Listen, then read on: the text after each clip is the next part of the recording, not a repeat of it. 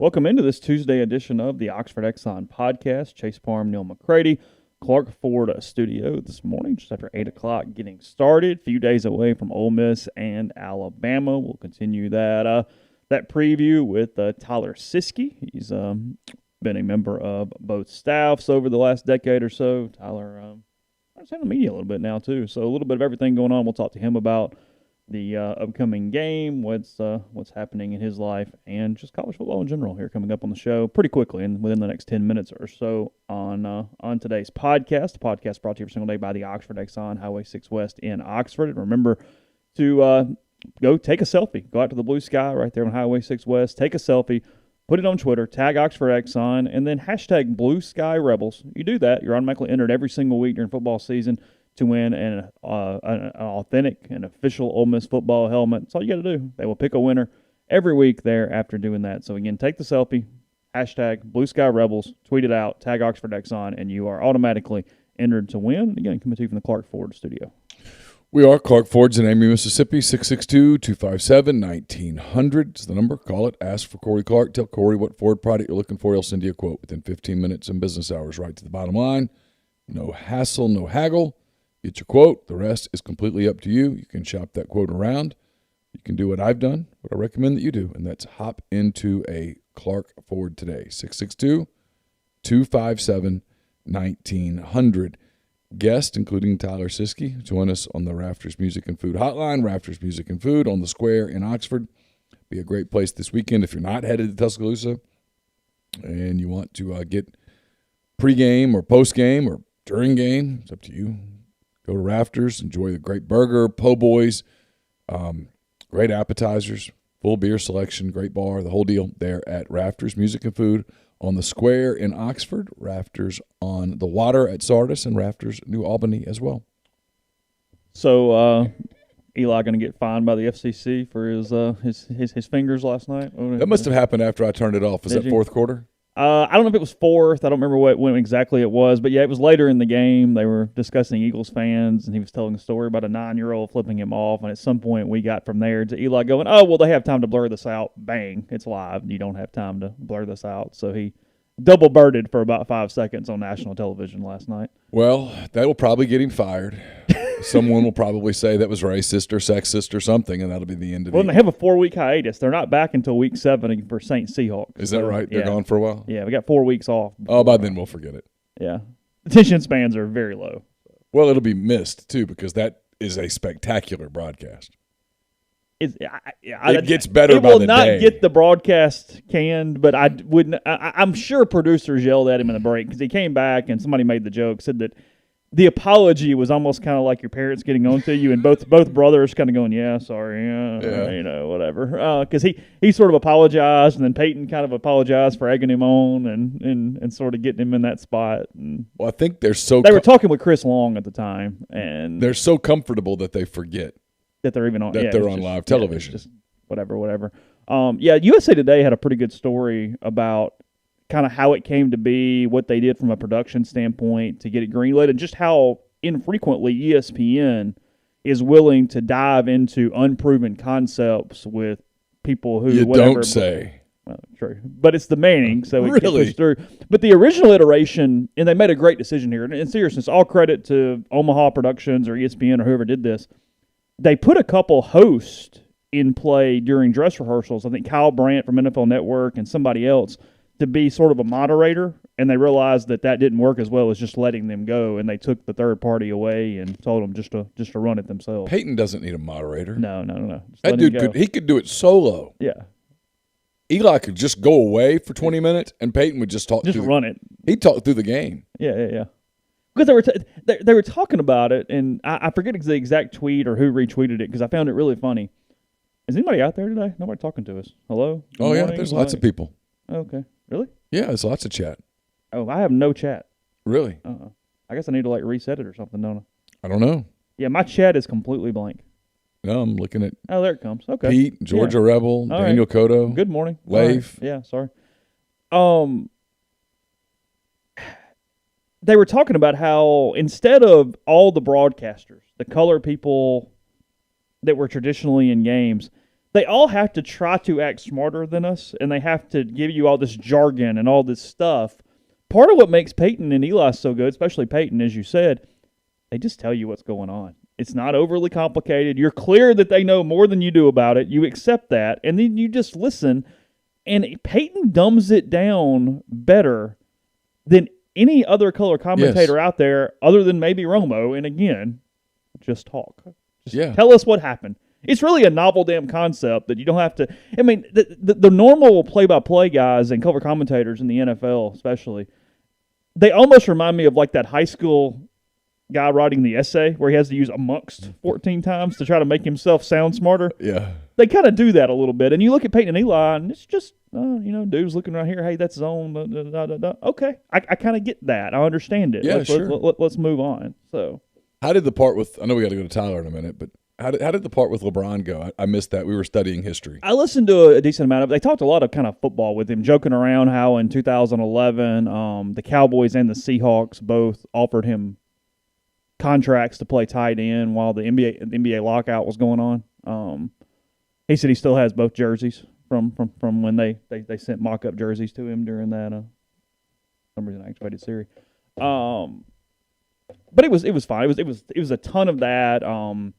Peyton had one interesting thing with him, and I got to go to Tyler in a second, where they were able to. He was talking about zone and man in the NFL and comparing it to the NBA, and if some of the things that he had to go through from a thought process as a quarterback was the same thing as an offensive player trying to figure out what to do zone versus man. And the whole thing that really compared was that in both of them, in man, you don't have to think. You just react and you go and you know exactly what you're doing. Whereas zone, there is a split second where you have to read it, figure out the spacing issues and things that parlays over from football to basketball, and that if defenses play zone, it inherently makes the offense a step slower than what man would do because they simply are just reacting to an opposition. Right. So I don't know. I just found that kind of interesting. But in both, there's if you play zone, you have to accept defensively that there will be a hole in the zone. That is correct. Yes, there is one there. If they find the hole in the zone, then you get picked apart.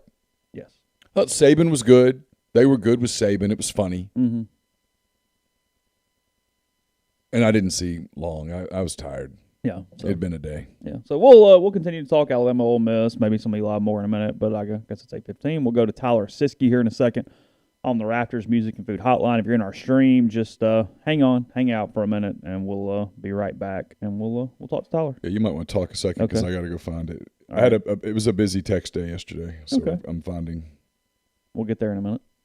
Lane Kiffin spoke to the media yesterday. Neal's what he said, what he meant up at rebelgrove.com from that.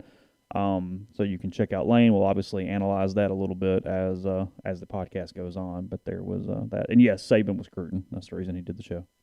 Oh, yeah, of course. That's 100% the reason he would do the show.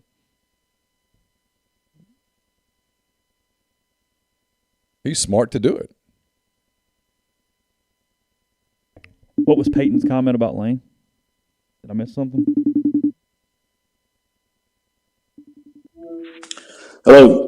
Tyler Siskey, kind enough to join us here on the Rafters Music and Food Hotline. Tyler, how are you? Doing great. Did I hit the live airways with hello? You hit the live airways with hello, which is good because I told you, hey, be careful because. Yeah, there'll be no bigger fear for us than some people talking. You go, oh no, stop, shut up. It's like, oh God, they don't realize that we're live and there. So no, you did good. A+ so far. Yeah, hello. It's not a 4-letter word. I guess it's a 5-letter word. I'm safe. Hey, we'll get into a bunch of things in a minute. I'm going to take care of a couple of things first. I know you and Rich Rodriguez are really good friends. I think Rich's daughter works for your new venture. Have you gotten an update on Rhett so far today?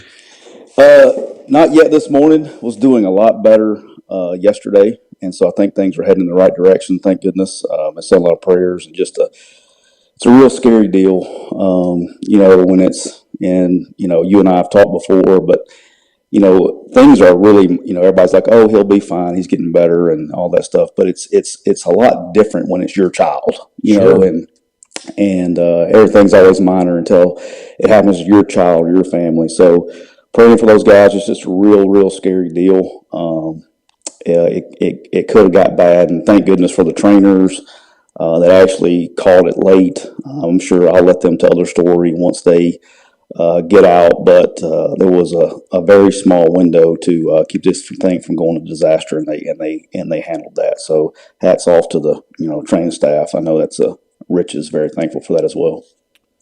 Oh yeah, absolutely. Because I mean, he was in the parking lot talking to people when they realized that maybe they had a problem, and yeah, it was after the game. Yeah, he goes home back to his apartment or something. Probably they called it right after the press conference. It was my understanding is like his voice sounded different, and there were some they noticed that there was basically air leaving the lungs where they shouldn't be.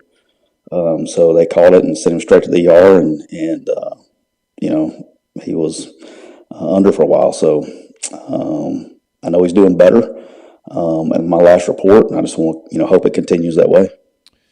All right, we'll get to some stuff in a minute. I do want to say this publicly because you and I are good friends and we've talked and stuff. But I do want to thank you publicly for the way that you treated us when you were at Ole Miss in charge of recruiting, and we had to harass you about who was coming for visits and what was going on and that kind of thing. Not everybody that we've ever covered has been as professional with us as you were, so thanks.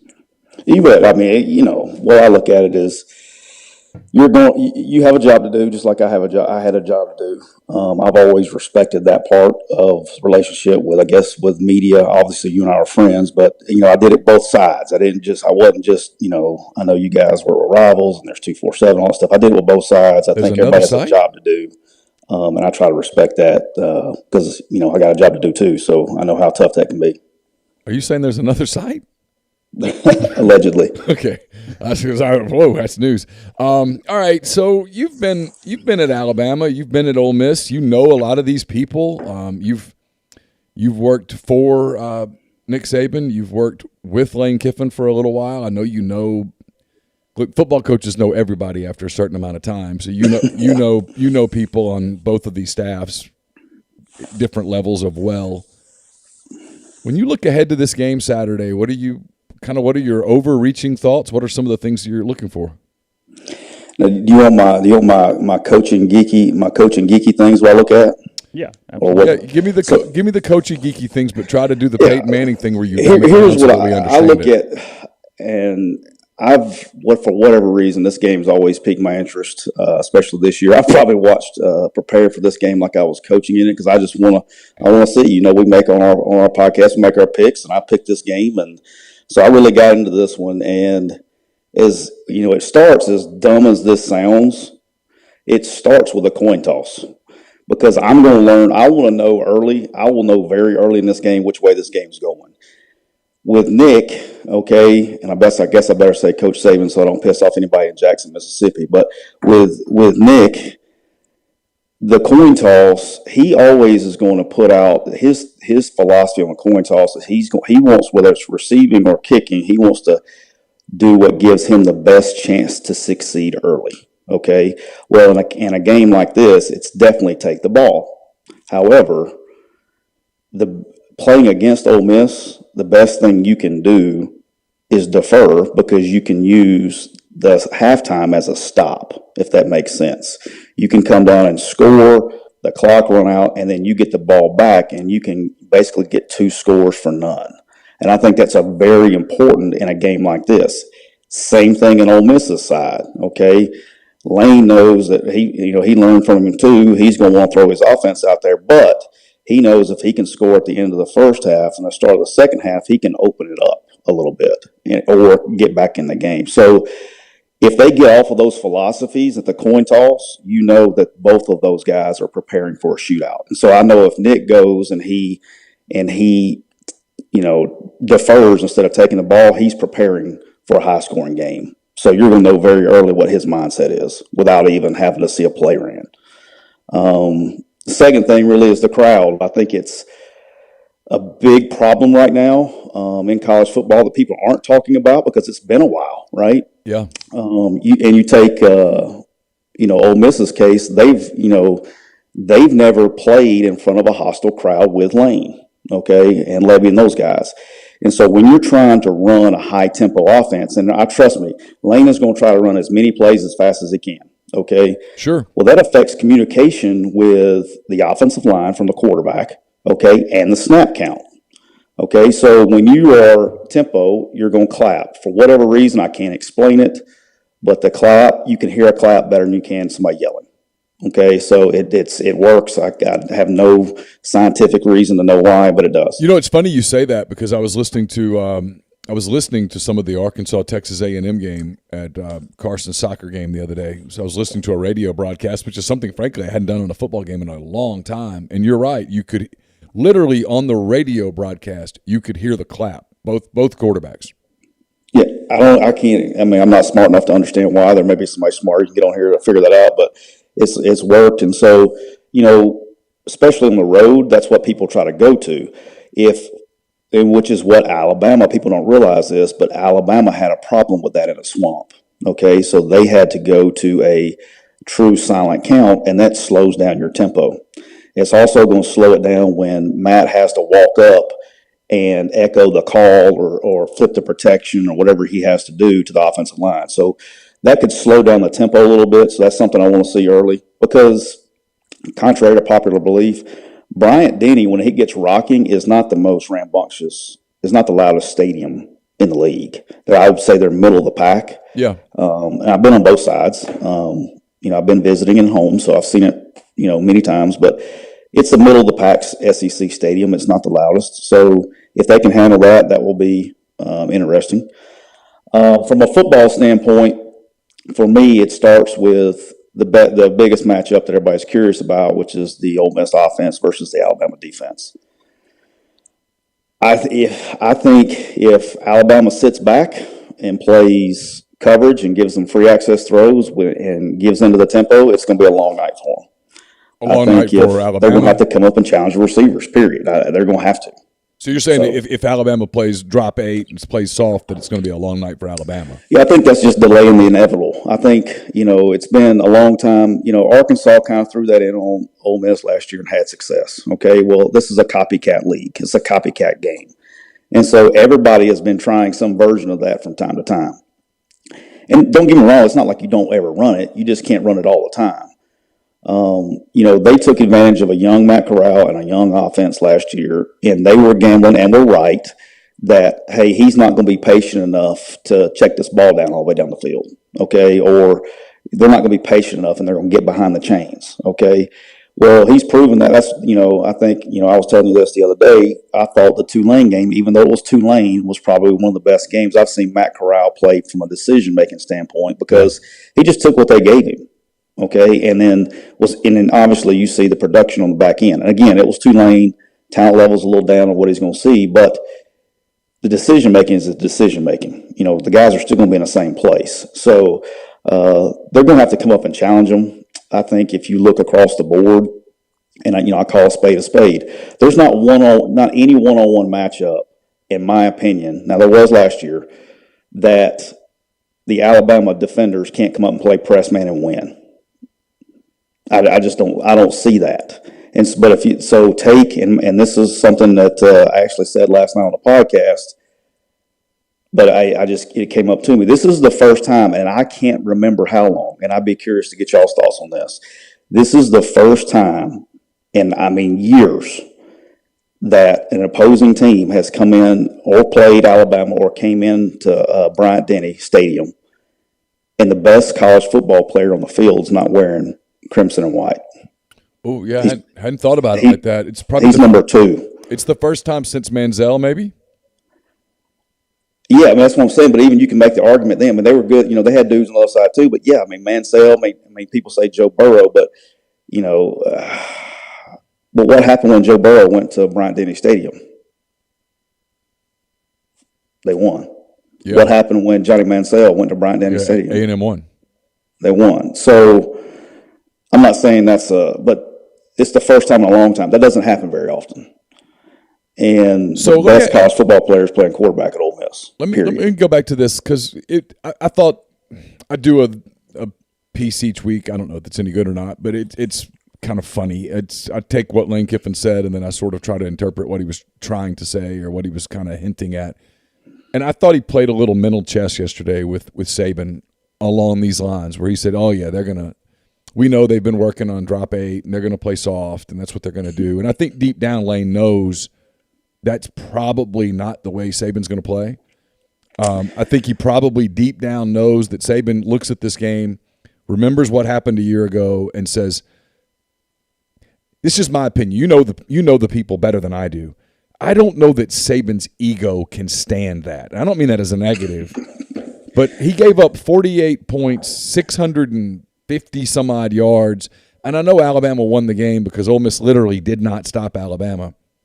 But the 600-and-something yards probably ate him alive a little bit. And so they're going to try – he's going to try to go in and slam the door on Ole Miss. I expect Alabama to be aggressive, to do press man, to do some of that, to sort of a you-know-what measuring contest a little bit, because I just think that's who they are, and I mean that as a compliment because they've dominated the game for 15 years now. I just don't know that – I don't know that they have it in them to be like, no, we're gonna be passive here. We're gonna let them dink and dunk up and down the field, and then so it gets to that matchup of DBs versus receivers and who can win some of those. That's what I think. Except for this, Tyler. Here's the one thing about Alabama that I think is a weakness that nobody's yet pointed at much. When I think about Alabama defense, I always think about how they always have a Terrence Cody type player. Some cat in the middle of the defense who just eats up guard, center, guard, makes you go outside, and then they have all this speed that chases you down, kind of like a jaguar chasing down a gazelle or something. And they don't have that this year. They don't have that dude in the middle that eats it up, and you can absolutely you can run on the in between the tackles. Now, on the flip side, and Chase has pointed this out a couple of times, Ole Miss has yet to consistently do that. It's in their game plan with Connor and Eli and Parrish, and they can run the ball, and Corral is a gifted runner. They have people who can run the football, but it hasn't been their calling card just yet. Yeah, and so your first point, a lot of teams, so when I was here the first time, and then when I went to Alabama, the 3-4, 3-4 was becoming very popular, okay? But also at the same time, the game was changing, especially in this league. Okay, it wasn't that long ago in this league that everybody lined up and played 21 personnel and banged their head against the goalpost. Really when we came from Arkansas State to, you had Kevin Sumlin that kind of introduced it. Then when we came from Arkansas State here going, spread, tempo, all that stuff. And then you had, Gus go to Auburn. That transition happened like overnight. I actually remember when I got to Alabama, I remember on the board I looked, and I guess the year before they had been 71% in what they call regular personnel, which is what you would line up and play against, pro-style teams from a defensive package standpoint. And then the very next year, they were 70-something% nickel, or what they call sub, which is 5 DBs. And so the game changed overnight.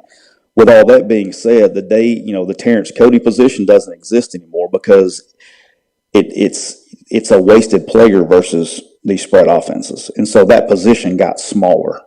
And so you saw Benito Jones come to effect. I remember when we were at Alabama, we recruited Ed Oliver for a little while. You saw that quicker nose instead of the bigger nose, and the two-gapping you still two-gap, but you really don't need that big guy anymore. So to answer your question on the first part, that was it. The second part is it's really with personnel. Eli's not really an in-between the tackle kind of guy. You want him on the perimeter using what his skills are and that speed. Parrish is the same way. He's now Snoop. Now he's the guy you want to run between the tackles. So I think you're seeing some of that based on the snaps, and you got to be careful. Alabama still. they got guys up front. It's not like they're bad. I think it's where you attack them and how you attack them. I think you can formation them. I think that's what happened. I went back and watched the Florida game, really close. They got formationed a little bit, and they got tired. That's the truth. They got tired. I don't know what happened. But that's the first time I was like, they're tired. Like they were not playing what I would call Alabama football from an effort standpoint, really from about halfway through the second quarter on. So, I think I would still challenge it. If I try to see it both sides, right? I think if I would come out and play, he calls it 25 buster. I would come out and play 2-man, press 2-man. I'd play a 5-man box if I was Alabama and challenge Ole Miss to run the football down the field on me. Because I think that gets into the patience, because I know that Lane and Levy want to score fast. Matt wants to score fast, and make them drive the ball down the field and see if they can be patient enough to do it. That would be, nobody's tried that yet. Everybody wants to drop 500 guys deep and let them get free access throws. Challenge them. Challenge them to run the football and challenge them to be patient. That's, what's left to do? That's it. That or play cover 0 and bring the house. And then you open yourself up for getting hit, in some kind of, counter scheme or whatever. But what's the definition of insanity? Doing the same thing over and over again, expecting different results. Well, I don't know how many times they got to score 50 or 60 points till you try something else. So I think you got to run the gamut there. That's what I thought was the most, if I'm an Ole Miss fan, the most encouraging thing about the Tulane game was, and I get it. I get why Brian Brown at Louisville said, okay, well, we're going to look at what Arkansas did to Corral last year, and we're going to emulate it. Ed Orgeron was still referencing what Arkansas did against Mississippi State last year for what they did against Mississippi State. Everyone, like you said, it's all copycat. Right. There's a lot of games that get played. No one's reinventing the wheel at this point. But Ole Miss spent a lot of offseason preparing for that. Lane's telling the truth when he goes, hey, we spent a lot of time working on dropping 8, or working on attacking that. And Corral doesn't make mistakes against it anymore. And he will absolutely, if you let him, he'll pick you to death. And then, so Tulane's defensive coordinator, and I can't think of his name right now, I'm sure he's a fine young man, he said, screw this, I'm not doing this anymore. And they started – He got impatient. He got impatient and started going for it, and all of a sudden the deep ball's wide open. And so that's what I'm interested to see. I know Alabama has a lot better personnel than Tulane breaking, but I am curious to see – my guess is that Alabama, unlike the others, will try to shake it up and mix it up and try to disguise some things and see if they can't trick them a little bit. But what happened a year ago, and this is where I'm getting into this next question, I promise – a year ago, Ole Miss said, screw it, we have to score touchdowns on every single drive because we're not going to stop them. In your opinion, does Ole Miss's defense, has it improved enough to get a few stops on Saturday? Well, the short answer is yes. The long answer is that's something I'm also interested to see, because here's what's happened in the first 3 games is the Ole Miss offense has put the other team in bad, and this is what it's how you win football. We lose you, Tyler? And they've gotten so far ahead so quickly that it really forces teams to get out of their game plan. Okay, and they start doing things. And if you are this game, you got to run the ball. You gotta have some kind of drop back pass or whatever, and you gotta have play action RPOs. Well, if all of a sudden you get ahead and now you eliminate 3 of those things, then you're sitting here with it's in a drop back pass game, and you can start eliminating things, and you can start pinning your ear. Sam Williams pinning your ear.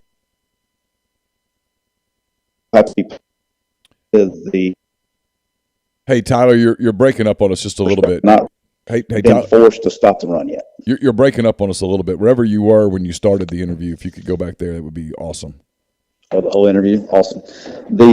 So you got me back now? Yeah, it's good. Okay. All right. So what I'm interested to see is Ole Miss has yet to really have to stop the run yet. Okay. And so they're going to see that Saturday. And so the new scheme they've got, that's basically an odd front with playing a dime package on the back end, that's forcing these safeties and DBs to be involved in the run fits. They're going to have to come down to make plays. Well, Alabama's pretty damn good at play action, okay? And so are they going to be able to hit the play action shots? Because they got dudes to throw it to too, and they can run. And so that combination of having to stop that, I think that's going to be the challenge. I do think Alabama scores. I think Alabama scores. I think they score in the 40s, okay? And, so, but can they get a few stops?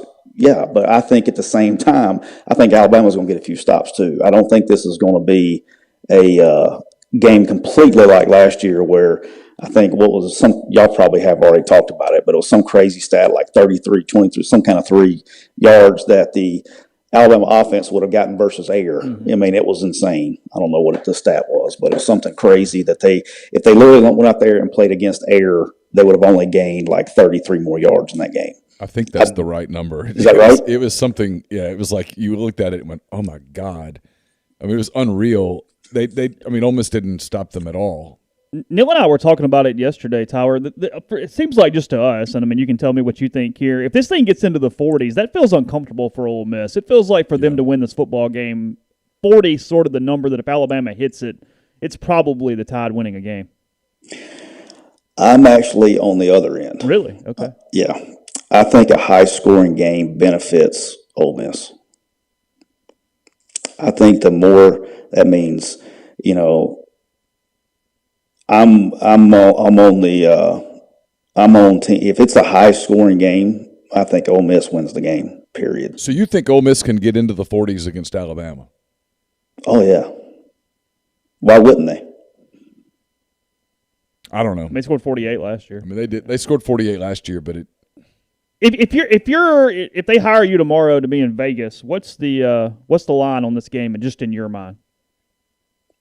Oh, you're saying if I'm in Vegas? Yeah, if you're the bookie, what's the bookie? line?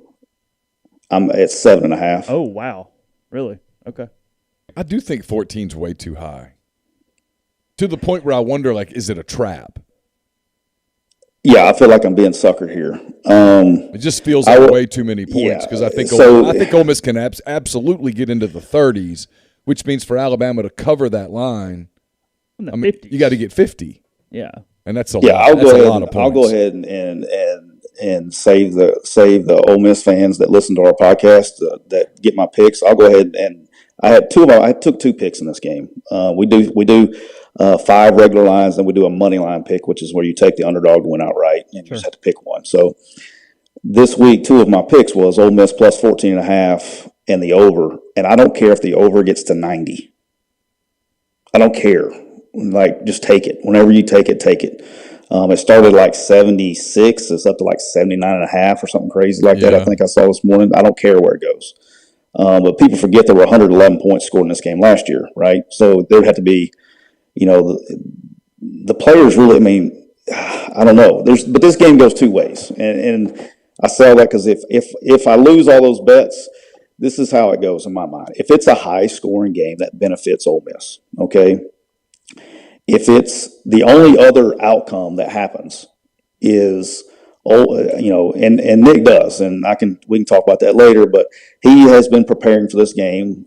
I don't know this for a fact because I haven't asked him about it, but when we talk, we don't talk about that. But I've been in the building long enough to know that he's probably watched the film on Ole Miss every day since the offseason. That's probably about as factual as you can get. And Lane probably knows that too, because I think somebody would probably ask him that sooner or later if they haven't already. But Lane knows what goes inside that building, and he probably knows that bothered him. And look, Nick doesn't want to lose Lane either now. I think he'd rather lose to anybody else of one of his former assistants but Lane. Why is that, do you think? Oh, because Lane's going to talk about it. Like Lane, if Ole Miss goes into Bryant Denny, and Lane is the first head coach or assistant coach to beat Nick, like Lane may retire and just tweet about it for the rest of his life. Like he might not even come back. Yeah, that's what's fascinating about this is that the 2 guys are asked about each other, and it's just my opinion. I think Kiffin has a tremendous amount of professional respect for Saban. I think that's obvious. And I think Saban begrudgingly shares that respect for Kiffin. But this is just me, and I'm going to be honest here, and you can tell me I'm wrong, and I might even partially believe you. I don't think the 2 men particularly like each other personally. I mean, I really don't. I mean, as crazy as it sounds, I don't know that to be fact or anything. Now, I do know that they respect each other professionally and all that stuff. Yeah, sure. But, yeah, I wouldn't. I mean, that would be something you have to. I mean, I know they're going to say, yeah, we like each other. I don't know that to be. And I don't mean like there's fact. some animosity. Like it's not like, look, there are other sports writers that I quasi respect professionally that if they were in front of me on fire and I really needed to urinate, I wouldn't relieve myself. I mean, I they're totally. I will say I don't this, think it's that. They are totally polar opposite people. Okay, and it's kind of like Nick's kind of like the grumpy old granddad, and Lane's the rambunctious kid. You know what I mean? Like, but I don't know. I think deep down that they like each other. I just think they're two totally different people. But I wouldn't know. They're just they really could not get further apart of what kind of people they are. I mean, they're on polar opposites. All right. So if you told Nick, if the football gods came down and said, Coach Saban, and I'm sure there'd be a lot of respect between the football gods and Nick Saban at this point, but they said, hey, listen, here's the deal. This has been mandated from on high. You have to lose to one of your 3 high-profile former assistants. You have to lose to either Lane Kiffin, Jimbo Fisher, or Kirby Smart. What's the order? You get to pick one, but you are losing one game. You're going to win 2, but you're going to lose 1, and you get to choose. This is the easiest question you've ever asked me, and ever. It's Kirby Smart. It's not even up for discussion. Really? Yeah. Okay. It's not even up for discussion. I think Kirby's like his son. And they spent, him and Jimbo had a cup of coffee together, kind of like Lane had a cup of coffee together. They wasn't there very long with each other. I mean, Kirby's been with this guy, LSU, Miami. He comes to, he was with him for a long time, and he's like his. I think, when you can say that Jimbo, if you ask Jimbo who his mentor, who really brought him up in this business, it's not Nick Saban. If you ask Lane Kiffin who his mentor is, he'd probably tell you Pete Carroll. I would think so. I'd imagine, or somebody, his dad. I don't know, but it's not Nick Saban. If you ask Kirby who his is, 100 out of 100 times it's Nick Saban, and vice versa. I think Nick knows that. I mean, he literally raised Kirby in this business from a GA all the way up. Now you think about that. From the time he was a GA all the way till he gave him his first full-time job, all the way through. And he had Kirby had the 1 year where he went back to Georgia, people forget about this, as the running backs coach before he came to Alabama. But he's been there the whole time. I mean, he was there the rest of the time. And now being a head coach, I think that's an easy question. And I think, that's how, Nick would, knowing Nick, that's how he would want it. But Lane would be dead last. Does Kirby have the best team in the country? I think he would like to rather lose to Jim McElwain at Central Michigan or wherever he's at now before he'd lose to Lane. Like every assistant ever, I think if Dooley came back and got a job somewhere, he would rather lose to Dooley than Lane. Lane would be the last on the list, like beyond dead last. And on the flip side, if I came back and got a job at Delta State, he would rather lose to me than he would Lane. That'd be a hell of an upset, Delta State. That'd be great. They played with Jackson State on Saturday. Right? That's close. Jackson State was in the hotel. They spent their Friday night in the hotel where we were. Did they? Yeah. Okay. Georgia good enough on offense to win the title with that defense? Georgia's the best team in the country, period. Yeah, that's what I was asking. Okay. Not even, for me, that's not, to answer your question, yes. Yeah. I think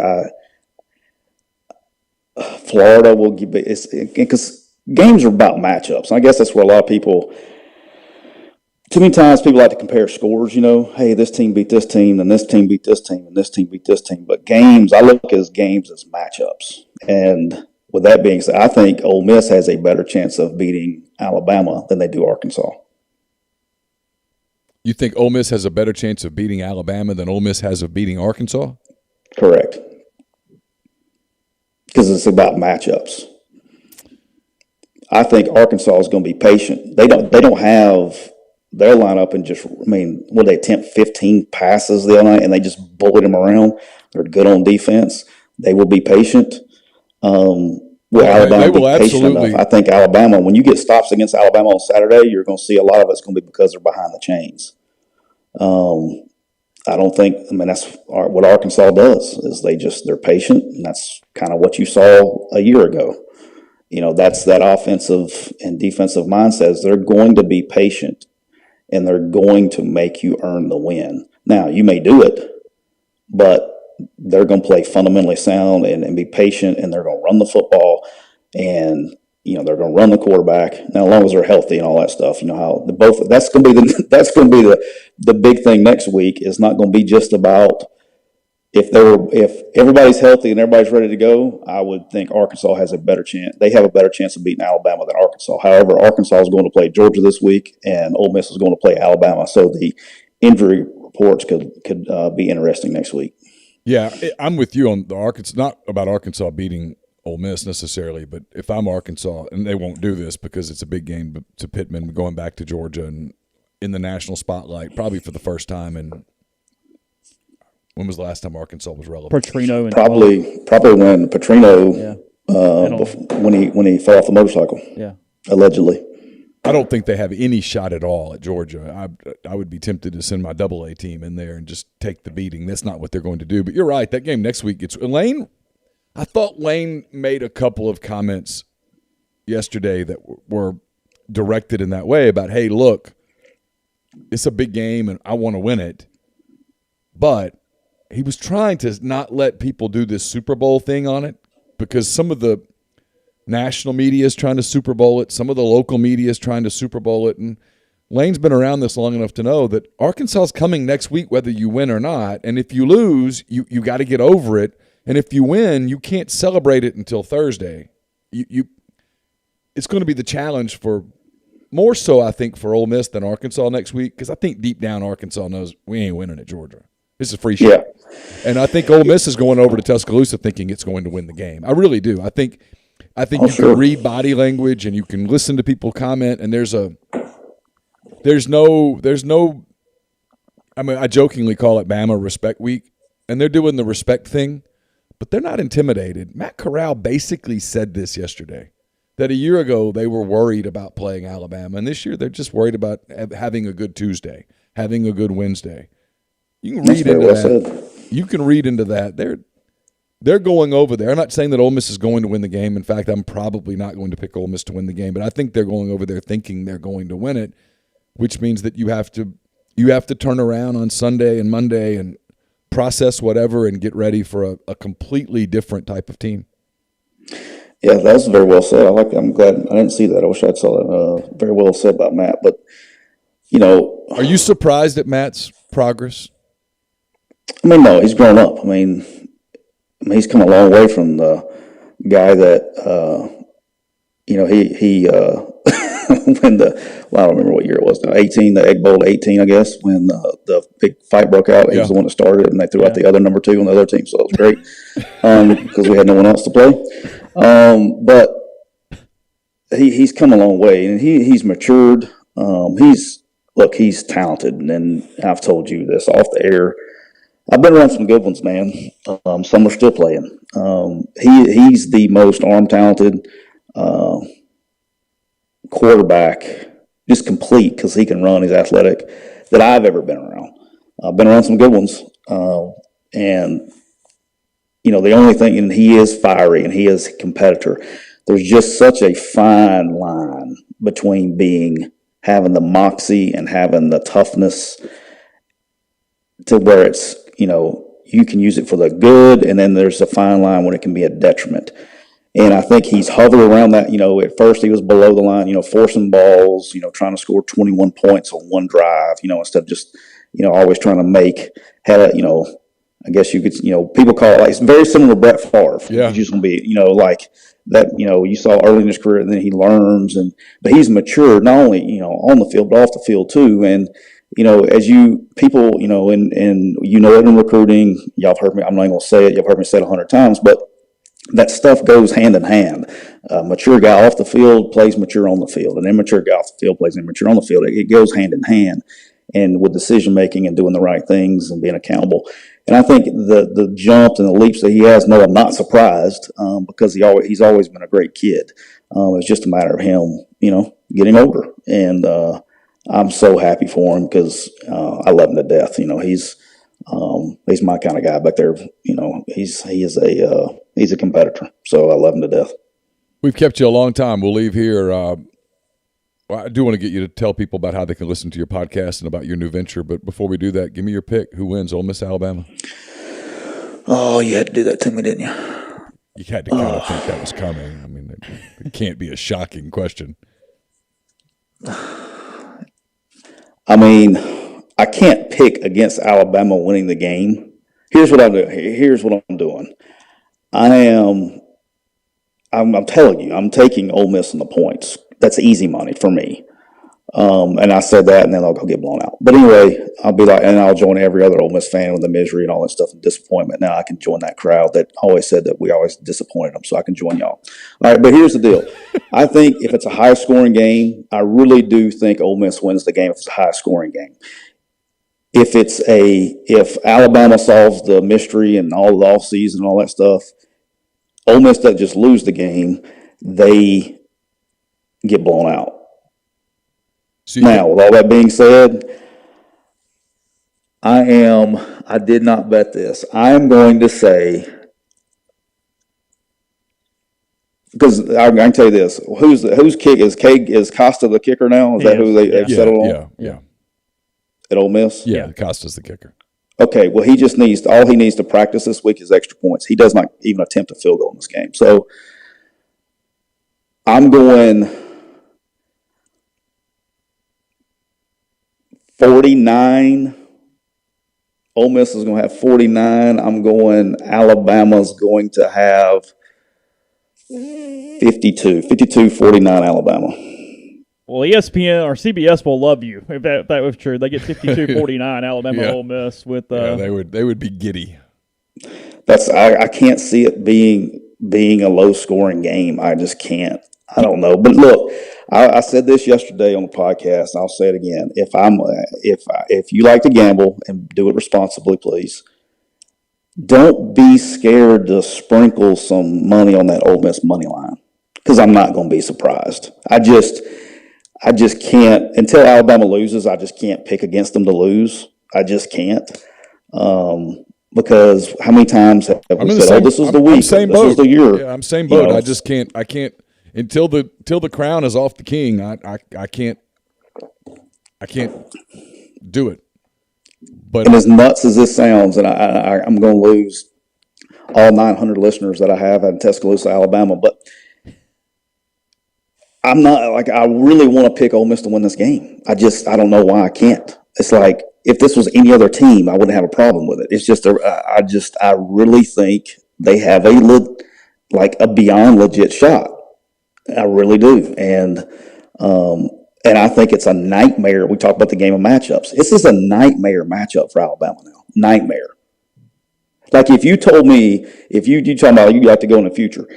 If you told me, and this is going to really drive people nuts, if you told me that, hey, what if I told you woke up on Sunday morning and Ole Miss beat Alabama really good? I'm not going to be surprised. I think that's possible. It's not. There's a really big window here of what can happen. You mean 48-38 or something like that? Yeah, or worse. Because here's the thing, and y'all have watched it. Look what happened to. Guys, Tulane, and I know they've lost all this stuff and all that. But you look up. Well, look what happened to Louisville. I mean, you look up and you're behind, and you start chasing points, and you start chasing. You start trying to score. 14 points on one possession. You start getting out of your game plan and pressing. It's human nature. That's the pressure that Ole Miss offenses put on teams. You see it in the NFL. You saw it with Philly. It's the Kansas City Chiefs of college football. Yeah. I know we're letting you go in a second. I'm just kind of curious about this, though. You mentioned Arkansas next week. Looking at Ole Miss's rest of the schedule from a matchup standpoint, what do you see as the most difficult games the rest of the way? I mean, even with a loss? I mean, is there the path to 10-2? I mean, what do you like and don't like about matchups in the rest of the league play? Yeah, matchups. I mean, obviously it's Alabama, so you can't sit here and say it's a good matchup, but it's good of a matchup as you can against a great team. So it's Alabama, but whatever. Arkansas is going to be a tough matchup for Ole Miss. As dumb as this sounds, I think Auburn's a tough matchup for Ole Miss. Now, good matchups. I mean, I wish I could get a line right now. I'm taking Ole Miss money line if they're underdogs against Texas A&M. I think that's a terrible matchup for A&M. They may boat race them. Where is that game? Oxford. Oxford. Oh yeah, they get LSU in Oxford too. Yeah, both of those are boat race. That's the other one. That's the next one. That's boat race games. I'm talking about if you can get Ole Miss money line right now in the A&M game because they're probably considered underdogs right now, take it. Texas A&M will not be able. They can't score against Colorado. They will not be able to score against. They won't be able to keep up. They just can't. If Spiller doesn't break the 67-yard run, I know it doesn't work like this. He did break it, and he's a hell of a player. But if he doesn't break it, I think Arkansas holds them to less than 200 yards and 3 points. Yeah, they're struggling right now, and their injury. I mean, it's not like they're just terrible. They're the most beat up team that nobody knows about. I guess I don't know if I can. I guess I can't say that I don't care, but they're very beat up, like beat up bad. And do they get guys back? I don't know, but they wasn't like an offensive juggernaut when they were healthy, so they can't keep up. I mean, I would if you can find that somewhere in Ole Miss money line against Texas A&M early somewhere. I don't know how they do that at some weird places, but I'd take that one all day long. LSU, who else? State. All right, so interesting enough, I think State's a tougher matchup for Ole Miss than Texas A&M is. As crazy as that sounds. Now it's the Egg Bowl, and you can all throw everything out. You're going to be down there in the cowbells and all that stuff. Ole Miss win the game, yes, but that game is not going to be like I think they're going to be A&M and LSU worse than they will Mississippi State. Who else? Who else am I missing? Vanderbilt Liberty's it, so you're good. Oh, I'm just interested. I'm just interested on that one. Like, how about this? I'm going to be at that game. That's going to be my first game back in the vault. I told Hugh it'd be the first game back. I couldn't come back until he came back. That was kind of our deal. So I'm interested in that game. But Tennessee, Liberty's got to come on. They're struggling. They're not. I don't think they're as good on offense as they were a year ago. But just because of the storylines, I have to love that game. I mean, come on. How does Hugh handle that? I know we're keeping you way too long. I mean, but this is interesting. We'll talk. I'm the boss now. I don't have to. I'm the boss now, so I can start my own staff meetings when I want to. We'll get you back on that week. But when Hugh's getting ready to come back that week, does he? And look, they finally lost a game, and I don't think they're particularly good. Does he do the humble thing? How does he handle that week? Because I know there's a fine line between what he says and what he kind of wants to say and what he thinks. Right. And I mean, there's a lot. It's a razor thin line. Yeah. Yeah. I mean, he's going to handle it gracefully and humbly and all that. I don't think there's any doubt about that. But I know it's important to him. I mean, how could it not be? Sure. I mean, you can't. I can't. One of my least favorite, coach speak things of all time is it's just another game. That's bull crap. Okay, some of them are and some of them aren't. Okay, it's like this game Saturday to both sides is not just another game. Okay, well, regardless of what they say in the media, this is not another game. And they're not. No, of course not. Of course not. It's a game that both I hate that. It's just another game. Let's go 1-0 this week. I mean, come on, guys. All right, I hate coach speak. But it is what it is. As I hit you with coach speak. But yeah, it's not going to be another game. I think you'll handle it humbly. I think you'll handle it with grace. But it's going to be important to him for sure, no doubt. Yeah, no, and it should be. What's his next gig? What kind of job? Can he get an ACC head job? I think he can get a gig. The question is, will he take it? I think when it comes to taking coaching jobs, I think that's, when you're moving up and all that stuff, I think you got to understand what goes through coaches' minds too, right? Like, he is making really good money right now. Y'all know that, right? Oh, I don't know if there's the highest paid Group of 5 coach. I mean, in the country. He's got a great gig that fits him well. I just wonder if his ego is such that he wants to be on a bigger stage. Yeah, I don't. And here's why. I mean, he can stay there and coach for how long? Forever. Until he gets ready to hang up the whistle. We agree with that. Yeah, as long as he wants to. Sure. As long as he wants to, and he's making plenty of money. Okay, and he's made plenty of money. So this is not a money thing. And at this stage in life, and very similar to what I'm doing now, it's a quality of life thing, man. I mean, do you really want to go get, and this is the way, I mean, he's in like literally the perfect fit for him.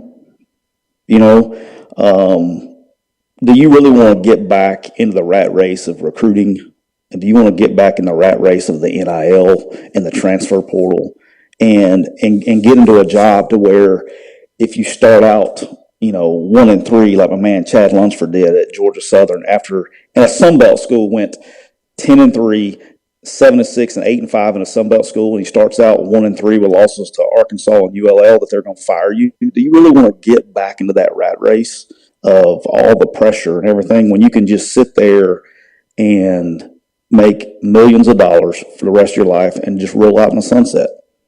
That's it.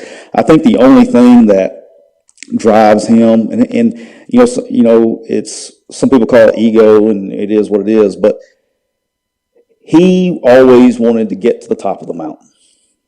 And when he beat Alabama, he realized that he's good enough to get to the top of the mountain in the right situation. And so that's what drives him, is he wanted a chance to win the national championship. That was a dream of his. And that's what drives him. And to do that now, I just don't think, I think at this time and stage in life, I wouldn't. Why? He can make what's he, is it out there what he's making? It's 2 something. Chase? I think it's 2 something. 2.5 is roughly what it is. Okay, so he can make 2.5. What's he? He's 5 years old? Was he 48 now? 49? 50? Yeah, $3 million, Tyler. $3 million. $3 million a year at Liberty. Holy. All right, so he can sit there and he's 50 years old. And this is saying that his contract now, he's got Jimmy Sexton as his agent, so he'll be floated for every job in America. But so that it'll get up. But let's say he made $3 million for the next 20 years. Yeah. With no pressure in recruiting, no pressure for NIL. The only transfer portal pressure you have is go get somebody. He's not worried about losing people to the transfer portal. Why? Why would you go take what job does he take? What jobs are coming open? What jobs does he take? I don't see it. I don't know why you'd go start over. And I think they're fixing to get in a league. Yeah, I wouldn't. And his name's going to get floated for every job, and everybody's. But why? I just don't. Yeah. If he was 30 years old and never been there, done that, I get it. So you don't think he would jump at like an NC State or something just to get back into a Power 5 league? I personally would be shocked. Yeah. And when his name gets floated, I saw somebody float his name for USC. I was like, guys, come on. No. Like, what are we doing? What? I might personally drive up there at that point and go, no, this is not a good idea. Yeah, I would, and he would. He wouldn't. People don't remember. I actually, I've told this story before, but he was at San Jose State, and the moving van was in the front yard unloading his stuff in California, and we were 3 days before spring ball at Arkansas State, and ironically, we had lost Clay Helton. Lane had hired Clay Helton as the quarterback's coach 3 days before, who was our offensive coordinator at Arkansas State, 3 days before spring ball. And Steve Roberts picks up the phone, and Hugh on the spot, and this is crazy how the coaching world's intertwined. Mike McIntyre is the head coach at San Jose. So Hugh had to go tell Mike McIntyre, hey, I'm leaving to go to Arkansas State. He's like, what? I just hired you. And then he had to tell the moving van to pack his stuff back up and drive back to Jonesboro. He's not a California guy. Yeah, he would not. Yeah. That LA media market, and he would not. No, would not. No. It would be bad. This USC deal, I just get the game has changed, man. The game has changed, and these coach, you can't fire a coach mid-season anymore if you're a good school. You can't do that. Do you know how many schools are just pillaging their roster with the transfer portal rules the way it is right now? Oh, I can tell you this, just knowing, and far more people in coaching than I do, but I know a few, and I can tell you that the Southern Cal roster, and look, you and I both know there's tampering at all times, and if you're not tampering, you're not doing your job. But right now, no roster has ever been tampered with more than the one at Southern Cal today. And they have nobody to stop it. There's no one there to stop it. Well, and if you were to try to stop it, what would you even tell a kid? You have no idea. No one knows who in the hell is going to be the head coach there. That's what I'm saying. There's no head coach, so there's no one there to stop it. And then the second problem is that when you do that, now you're going to hire a coach, okay, and they're going to get a good one. I mean, it's USC. They'll throw enough money out there. They will get somebody. And then when they do it, that coach, instead of recruiting for his own team, is going to have to spend the first 2 weeks in December recruiting his own team to get them to stay because he's going to need them to win. And with the signing period where it is now, and realistically, the signing period is December the 20th or whatnot. Correct. The other one's the leftover period. Yeah, you're screwed. You at a program like Southern Cal, you're going to completely lose one whole recruiting class, and you're going to lose conservatively 8 guys off of your roster today. Oh, easy. Yeah, I mean, it's probably 15 guys. Them other 8 may already be gone. They just don't know it yet. Oh, for sure. Absolutely. I mean, I've heard specifics. I mean, so like I said, I've been told it's the most tampered with roster in the history of rosters, that literally everybody on that team, except for a handful of kids, has multiple options right now and knows it. Yeah, I would put the amount of schools in the United States, colleges that have not looked at that roster or started looking at that roster at 0. Oh, everybody sure. has. Absolutely. I mean, it's absolutely it's insane. Now, the interesting part, this transfer, we haven't seen the last domino fall with the transfer portal rule the way it is, and you'll see that this fall, and that may be one that you'll see it at. Okay, and it's this. Okay. Let's say Luke Fickell gets the USC job. Cincinnati's a pretty good team, right? Yeah, for sure. They got good players, right? Yeah.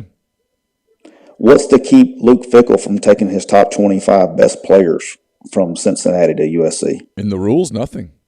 Nothing at all. That's going to happen when you have, and USC is a prime example, because USC is a tradition, and the NIL possibilities in the LA. I mean, they got a lot of stuff to sell, right? Yeah, absolutely. Big market, NIL, big time program, big time budget, big time resources, tradition, the whole deal.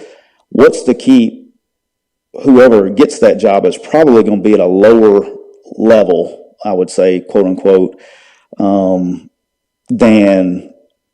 what they're, than USC. And so when they go out there, what's to keep, especially quarterbacks, what's to keep, you're going to see coaches leave and take jobs, and they're going to take their own players with them. And the same thing, and I don't know if I was telling you this or who I was telling, but think about, like, if the rules were in place, these same rules were in place when we left Arkansas State and came to Ole Miss. Do you know how much that would have helped our scholarship numbers, because we were so far down and starting to win? And I love my man Bo. Bo's my guy, okay? But Bo was with us. Well, we would probably brought Ryan Applin. Would have been our quarterback at Ole Miss. It wouldn't have. And it's just funny how things happen, because Ryan Applin would have probably came to Ole Miss, or we would have died trying to get him here. I can tell you that, because he's really good. And there would be no Gus Malzahn saga, because Gus Malzahn got the Arkansas State job, and if it wasn't for Ryan Applin, he wouldn't have got the Auburn job, because he was the player of the year in the league for 3 years in a row. The guy I always joke with him, he's now the running backs coach at Arkansas State. He's single-handedly responsible for the career of Hugh Freeze, Gus Malzahn, and Brian Harsin, because if it wasn't for him, none of those 3 guys would have got another job. So when you think about that, and the domino effect and the butterfly effect that all that causes, that's going to happen this offseason. Somebody's going to take a job like that, like us from Arkansas State coming to Ole Miss, and we would have brought, big time players, all these, we left a first round draft pick, Eric Bradbury, over there. You don't think we would have liked to have a first round corner on that first team in 2012? Oh, for sure. You would have brought. Yeah, you know what I'm saying? Like you're going to see that happen. Like Absolutely. If Billy Napier takes a job somewhere, that's happening. I don't think they're going to be able to pass legislation to prevent that, though. I don't. They won't. They can't. It's happening. Yeah, it's about to be the Wild West. I think it's one of the things that people like college football because of its craziness, and the craziness is kind of just getting started. Yeah, they passed too many crazy rules this year with NIL and transfer portal. You're usually only good for one of those like every 10 years, and they passed 2 in the same year. And so, everybody thought that everybody's going to get rich off this NIL deal. Well, it's just going to be the quarterbacks. That's the only people making money. Mm-hmm. I mean, that's it. Chance Campbell's making money. I mean, you can go get you a little, the best DB in America goes and gets a car deal. I'm sure that's probably not the first car deal he's ever been offered either. But, but now, it's just like with the NIL stuff, it's, in my opinion, the NCAA got tired of investigating people getting paid to play. Mm-hmm. And they just decided to turn ahead. So since you bring up NIL, and we'll I promise we're stopping here. Since you bring up NIL, from an NIL perspective, and I want to reemphasize that, from an NIL perspective, the Georgia defense is worth what cumulatively? They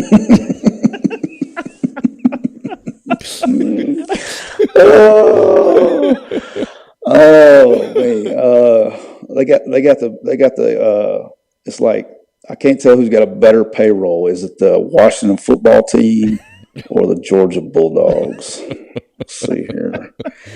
I mean, look, but here's the thing is you just got to be creative, okay? And, like, it really bothers me that, like, of all people, there's like 2 or 3, like, weird teams that have this figured out. Like, this is not a hard thing, okay? This is really not a hard deal, okay? Because the coaches, I guess, can't approach the boosters. Do y'all have a lot of boosters that listen to your program? I would think so.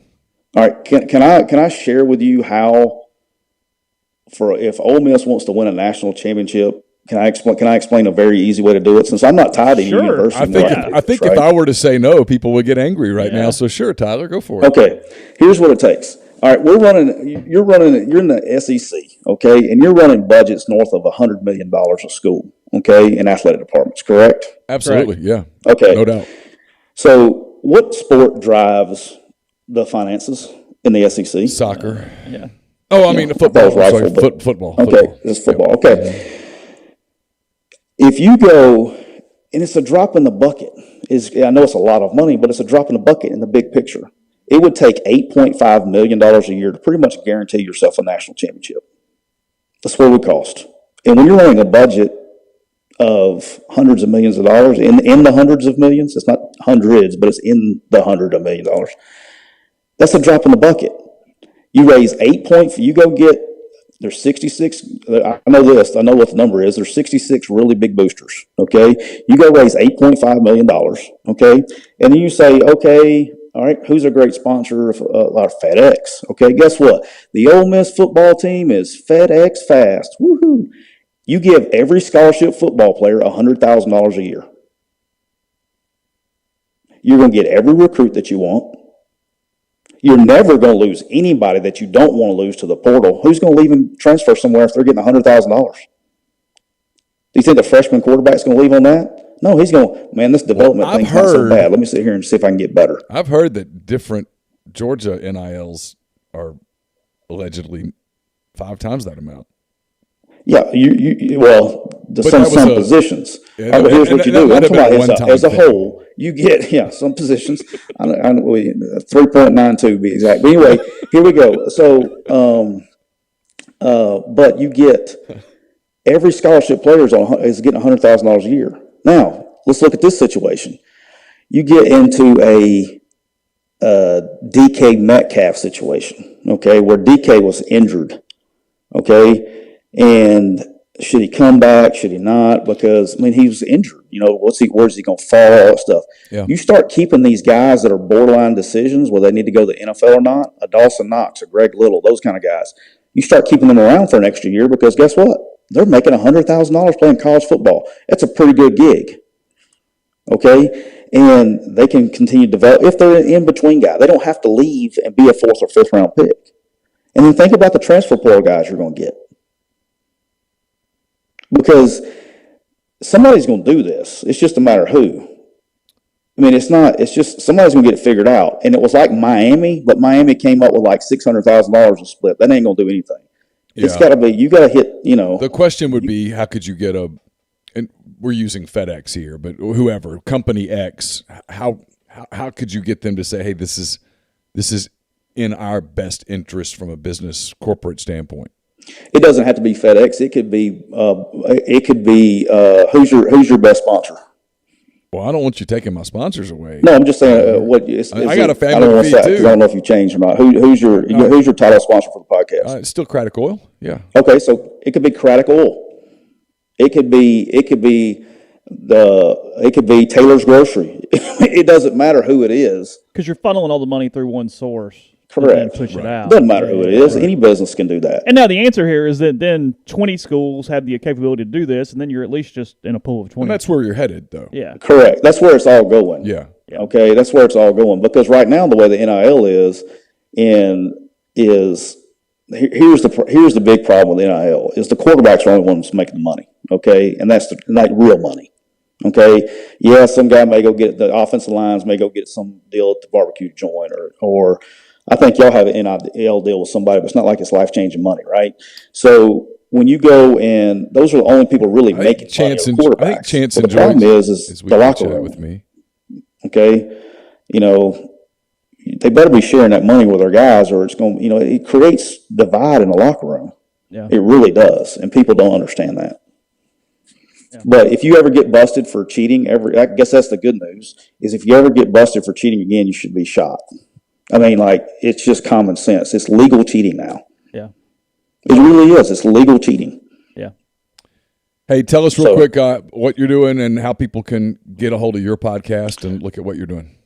Yeah. So, my one business doesn't really affect anybody on the podcast, but I've actually, instead of doing recruiting for one school, I do it for a bunch of schools now. So I've created a software that's a recruiting database, and we're up to about 44 schools right now using our product literally in every single conference in America, from the SEC to the Sun Belt, Big Ten, the whole giddy up. And so that's kind of the core of what we're doing, and we're having a little podcast for fun. It's called Home Visit with Tyler Siskey and the Associates, and it's on Apple, Spotify, all that stuff that you can do podcast on.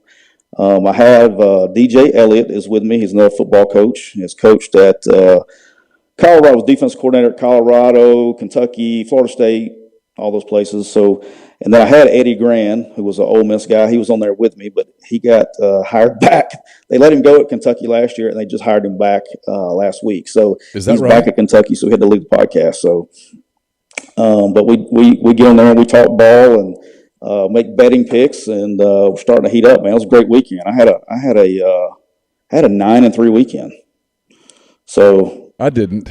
Glad we're not letting you in our picks. Yeah, you'd be running away with our picks. Well, this was the first week. It takes me about, and I did do my preface and told everybody don't listen to me for a couple of weeks. I got to see everybody play, and then once I see everybody play, I start getting it lined up a little bit, and then had a 5-1 NFL weekend, so that was good. Oh, Chase. That is good. 5-1. Yeah. So. Well, hey, bud, thanks for the time. Really, a lot of people loved it. It was great, and we'll hope to do it again, I hope. Sounds good, guys. Appreciate you. All right, Tyler. That was Tyler Siskey, an hour and 4 minutes with us. Yeah. Tons of stuff there. Tons of really good stuff with Tyler. And here's the good news, too. Wednesdays are always kind of the search days. We got plenty to talk about tomorrow. Anything that we would have talked about today, definitely didn't want to stop him. Is good stuff. Again, been on Ole Miss staff, Alabama staff, knows a lot of people involved, and is high on the Rebels to an extent heading into. I need to do a few of these that need to be on video. Okay, sure. We're brought to you by Walk On Sports Bistro. They put everything they've got into bringing you game day with the taste of Louisiana. Dig into their mouth-watering Louisiana cuisine, po' boys, gumbo, voodoo shrimp, fan favorites like juicy burgers, fresh salads, quality fresh ingredients you can't help but crave. Again, they've opened at 720 Highland Colony Parkway in Ridgeland. I was in there Saturday. It's a beautiful restaurant, great lighting. The food was excellent. Lots of TVs. You're going in to watch games over the weekend. That would be a great place to go. They've got the game volume on, so you can listen to the broadcast. I was in there at noon on Saturday, so it was Mississippi State and LSU on most of the TVs, but they had the Vanderbilt, Georgia mauling. They had Wisconsin, Notre Dame. They had other stuff up. So if you're going in there Saturday afternoon, I'm betting Ole Miss, Alabama is on 90% of the screens. Be a great place to go watch that game and enjoy everything that they offer at Walk-Ons. We're also brought to you by BroThrow. It's a social sports betting network. It's free to use. I was introduced to it recently. It's a really cool, fun way to bet. No third party, so there's no juice. Over time, that saves you money. You can start your own group, make friends, invite your friends. Payment happens within 24 hours of the conclusion of your bet. You can take the other side of an existing bet, start a new bet, and more. Sign up today at bet.brothrow.com/MPW. You have to request to be invited, to be accepted, but if you put that code in, that'll happen for you, and you can start enjoying that today. We're also brought to you by Muddy Water Camo. Enter the promo code Rebel Grove. Get 35% off any products from the site. Free shipping on $100 or more at muddywateroutdoors.com. Deadsoxy.com, same promo code Rebel Grove. Get 25% off the best socks you have ever put on your feet there at deadsoxy.com. We're also brought to you by 7 South Tailgating. If you're signing up, just heard Tyler talk about the Arkansas game. That game will be here before you know it. LSU 2 weeks after that. 3 games in November, including that Liberty game, including Texas A&M. You can sign up for full packages, single packages. Just get in touch with the people at 7 South Tailgating at 7southtailgating.com, 662-321-1682. And then speaking of the Grove, don't forget to make sure you get your Game Changer Patch Company patches available. You're going to need those this weekend. You might need them next weekend. You're going to need them throughout the year. Say 52 to 49, you'll need all the Game Changer you can get on your body. It's a 2-patch system. It's you use one before you drink, and the overtime patch, you use it after you've been drinking to recover while you sleep. It's GameChangerPatch.com. Promo code RebelGrove20 at checkout for 20% off of your entire purchase. So back tomorrow with another edition of the show. Again, we'll talk about Lane Kiffin's press conference, about what Nick Saban has said. We'll look at maybe some playoff news as commissioners getting together. Some things coming from Ross Dellinger this morning about that. Yeah. What's the general consensus? They're trying to figure out if they can get over the hurdles to a 12-team playoff and when it might start. The one hurdle is that ESPN can't be the sole. Correct. That's what it all is. Yeah. So we don't know dates. We don't know anything, but they're talking about that this week. Several different meetings going with that. So we'll recap that tomorrow and much more. So appreciate Tyler again for all that time today. Good stuff from him. Have a good day. We'll talk to you tomorrow.